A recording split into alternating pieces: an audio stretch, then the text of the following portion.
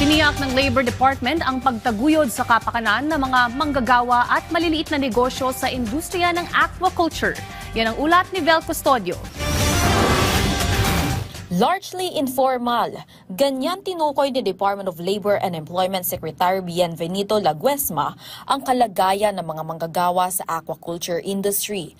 Kaya naman sa kauna-unahang National Industry Dialogue on Sustainable Aquaculture Supply Chains, hindi lang mahusay na kasanayan sa pagpapatupad ng responsableng negosyo at pagpapatibay na ugnayan ng mga katuwang sa supply chain ang tatalakayin, kundi maging ang capacity building at technical assistance, katuwang ang Department of Agriculture, Bureau of Fisheries and Aquatic Resources para sa mga nagtatrabaho at may maliliit na negosyo sa industriya ng aquaculture.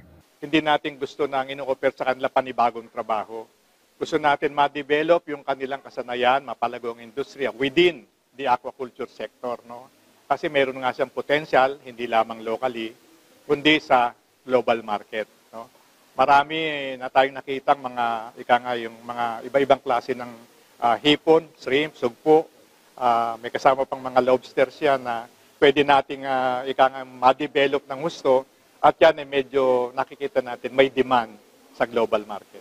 Layunin din ito na masolusyonan ang child labor sa aquaculture industry na bahagi ng target ng DOLE na Zero Child Labor by 2028. Katuwang din na ahensya ang International Labour Organization at gobyerno ng Japan para sa pagpapalakas sa industriya ng aquaculture sa bansa. Nais na dialogo na mapalalim ang pag-unawa sa mga pangdaigdigang alintuntunin tulad ng UN Guiding Principles at ILO Multinational Enterprise Declaration at kung paano ito magagamit ng mas epektibo sa pagpapatupad ng marangal na paggawa sa lokal na antas. Bahagi ng aktibidad ang mga programa ng DOLE, DA-BIFAR at iba pang ahensya ng pamahalaan sa target na administrasyon ni Pangulong Ferdinand R. Marcos Jr.